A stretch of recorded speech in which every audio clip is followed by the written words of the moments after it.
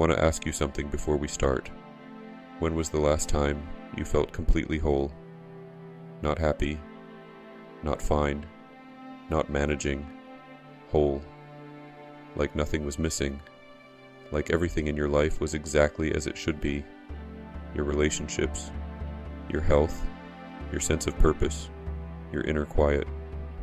For most people, the honest answer is, I'm not sure I've ever felt that. Or maybe once, briefly, a long time ago. We live in a world that is very good at producing comfort and very bad at producing wholeness. We have more options, more connection, more information than any generation in history. And somehow, more people feel lost. More people feel lonely. More people feel like they are living in pieces rather than as a whole. There is a Hebrew word for what we are all looking for. It is the word we studied in a previous video, Shalom. And if you have not seen that video, here is the one thing you need to know. Shalom does not mean peace, not the way we use that word. Shalom means wholeness, the state in which nothing is missing, nothing is broken, everything is in its right place. Your body, your relationships, your community, your connection to God, all of it together at the same time. That is what we are all searching for. And today we are going to look at the most radical thing the Bible says about how to find it. Because the answer is not what you expect. Let me give you the 30-second version of what shalom means, because everything we are about to say depends on this foundation. The Hebrew word shalom comes from a root that means to be complete, to be finished in the sense of nothing missing. In the Old Testament, shalom describes a condition in which a person or community has everything they need: physical health, emotional stability, right relationships with others and with God, material provision, justice, safety. It is not one thing. It is everything being right at the same time. And here is the theological claim that runs underneath the entire Bible. Shalom is what God designed the world to be. Before things broke, the world was in shalom. Everything was whole. Nothing was missing. Nothing was out of place. The story of Scripture is the story of shalom broken, and shalom being restored. Which brings us to the question we are actually here to answer today. If shalom is what we are all looking for, and if the world around us is clearly broken, how do we find it? Where does shalom come from when everything around us is falling apart? To answer that, we need to go to one of the strangest letters ever written. The year is 597 BC. The Babylonian army has just destroyed Jerusalem. They have burned the temple, the place where God's presence was said to dwell. They have torn the people from their homes, from their land, from everything that defined who they were as a people. Thousands of Israelites are now prisoners in Babylon, a foreign city, speaking a foreign language, surrounded by people who worship foreign gods. Everything is gone. The land is gone. The temple is gone. The king is gone. Everything that Israel associated with God's blessing, with shalom, has been stripped away. And into that situation, the prophet Jeremiah sends a letter. The exiles are expecting one of two things: either a promise that God will rescue them immediately, or silence. What they get instead is something so unexpected, so counterintuitive, that one of them actually writes back to Jerusalem, demanding that Jeremiah be punished for saying it. Thus says the Lord of hosts, the God of Israel, to all the exiles whom I have sent into exile from Jerusalem to Babylon: build houses and live in them, plant gardens and eat their produce, take wives and have sons and daughters, seek the welfare of the city where I have sent you into exile, and pray to the Lord on its behalf, for in its welfare you will find your welfare. The word translated welfare in that passage appearing 3 times in one verse, is Shalom. Seek the Shalom of Babylon. Try to feel how offensive this instruction was. These people had just watched the Babylonians murder their children, burn their temple, and drag them hundreds of miles from their home. They hated Babylon with everything in them. Psalm 137, written at this exact moment, expresses the depth of that hatred in terms that make modern readers uncomfortable. And God, through Jeremiah, tells them, "Seek Babylon's Shalom. Pray for Babylon. Build your lives there. Plant gardens. Have children. Make this city your home, not forever, but for now." And then comes the sentence that changes everything. "For in its Shalom you will find your Shalom." This is the Babylon paradox, and it is the most counterintuitive thing the Bible says about how wholeness works. The exiles wanted to find Shalom by getting out of Babylon, by going home, by returning to the circumstances that felt like God's blessing. Their entire framework was, Shalom comes when my situation is right. God's answer is the opposite. Your Shalom is tied to the Shalom of the place where I have put you, even when that place is the last place you would choose to be. Here is what this means theologically. Shalom is not a private experience you cultivate in isolation from the world around you.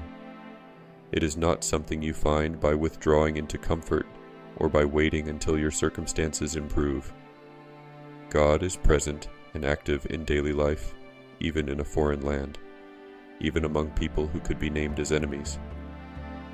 The exiles were not to retreat into their own community and wait for rescue.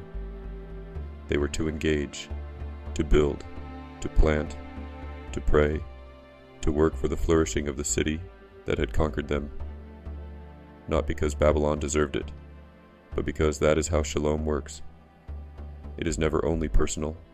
It is always communal, always outward-facing, always tied to the well-being of others. We are all living in some version of Babylon right now, not the ancient city, but the experience the exiles had of being in a place that does not feel like home, surrounded by circumstances that do not feel like blessing, waiting for something to change before life can really begin. Let me name 3 of the most common modern Babylons, and as I do, I want to suggest what seeking Shalom there might actually look like.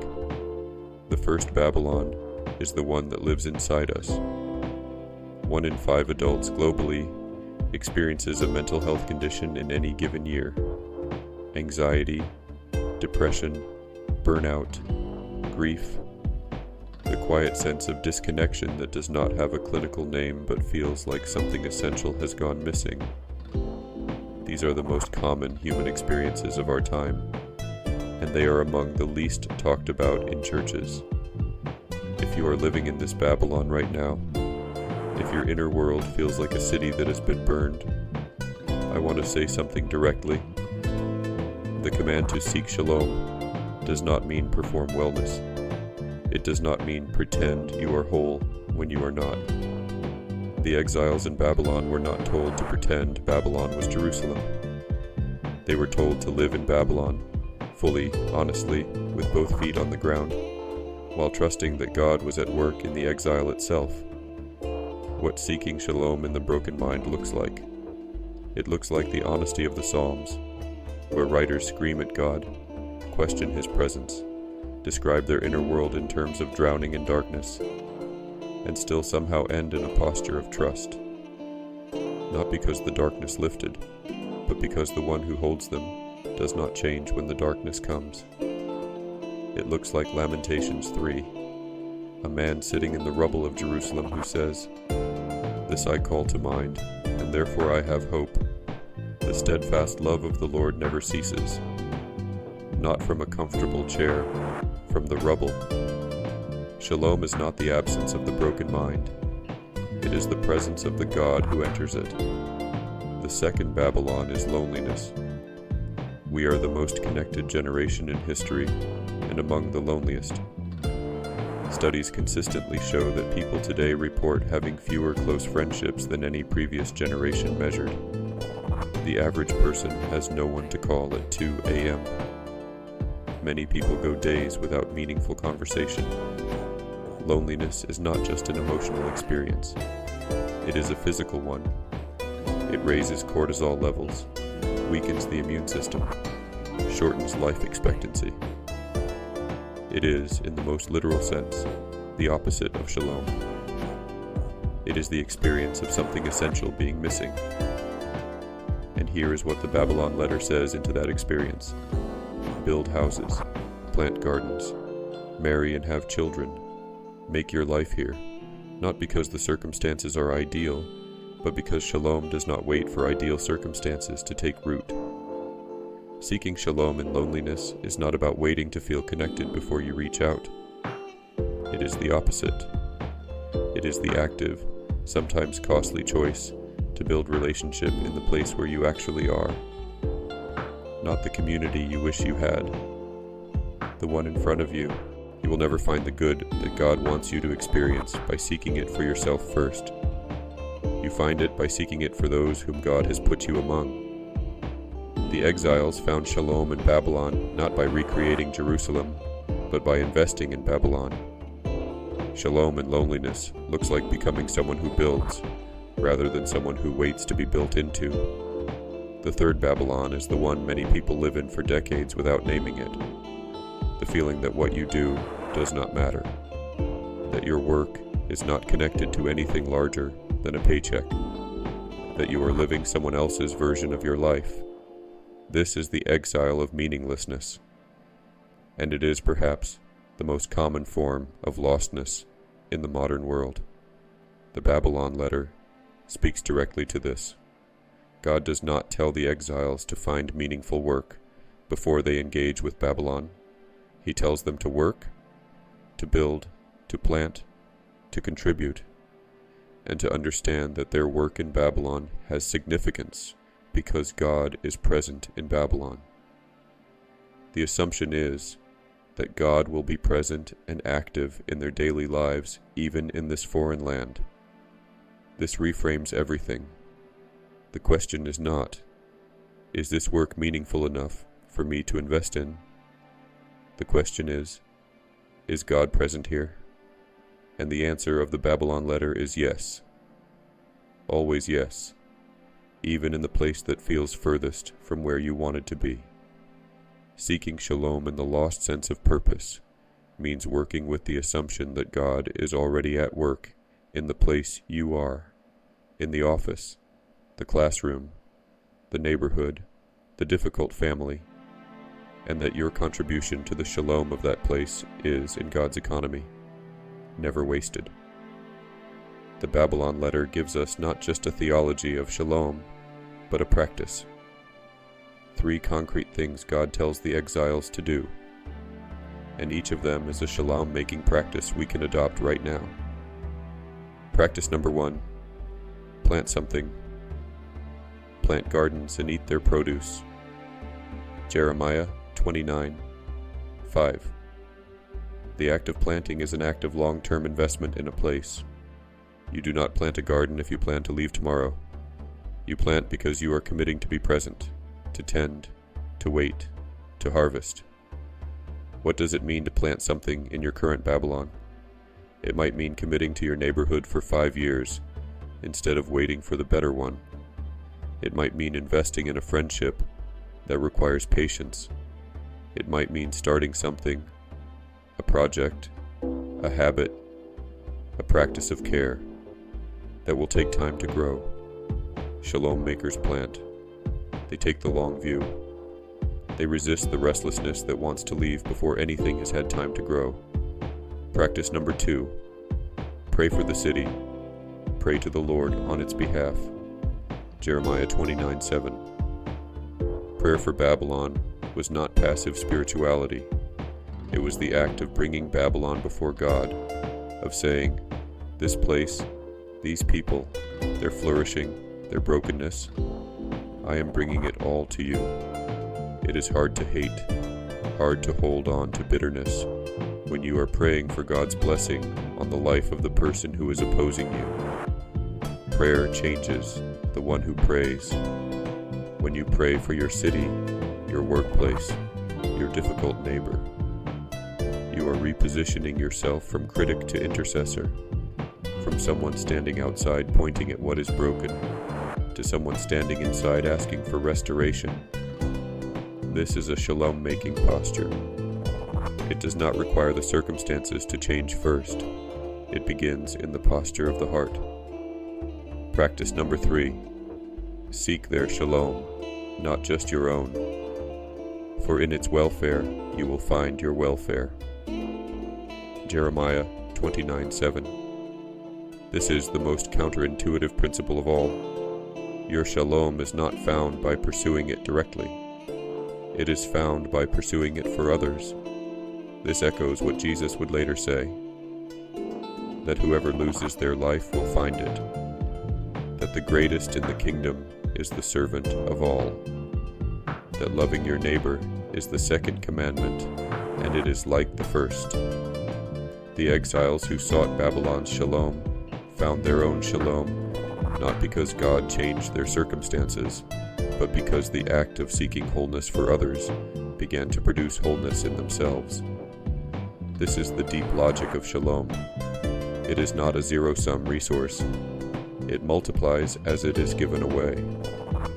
We need to end where John 14:27 takes us, because this is where the Babylon letter and the New Testament converge. Peace I leave with you, my peace I give to you. Not as the world gives do I give to you. Let not your hearts be troubled, neither let them be afraid. John 14:27. Jesus draws a sharp contrast. Not as the world gives.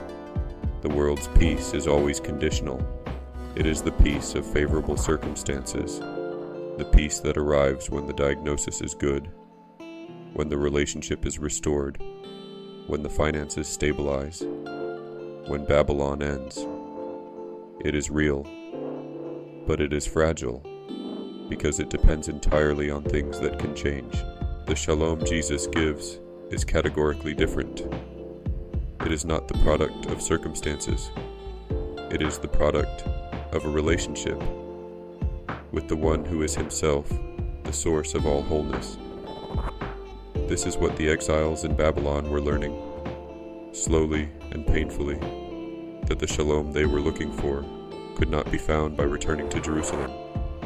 It could not be found by waiting for their circumstances to improve. It had to be found in Babylon, in the place of exile, or it would not be found at all. Because the God who gave them the command to seek Babylon's shalom was already in Babylon, waiting. And that is the promise Jesus makes in John 14:27. He does not say, I will give you peace when your circumstances improve. He says, I give you my peace, now, here, in the exile, in the broken mind, the lonely life, the lost sense of purpose. The shalom of God does not wait for the world to be fixed before it arrives. It enters the broken world, as it entered Babylon, as it entered the rubble of Jerusalem, as it entered a first-century Roman execution, and begins the work of making things whole from the inside out. Let me bring this together in 3 sentences. Shalom is not what happens when your circumstances are finally right. Shalom is what God builds in you and through you while you are still in Babylon. And the way you find it is not by waiting for it. The way you find it is by seeking it for your city, your neighbor, your enemy, the person sitting next to you who is also in exile and does not know where to look. Seek the shalom of the city where I have sent you, for in its shalom you will find your shalom. Jeremiah 29:7. Peace I leave with you, my peace I give to you. Not as the world gives do I give to you. John 14:27.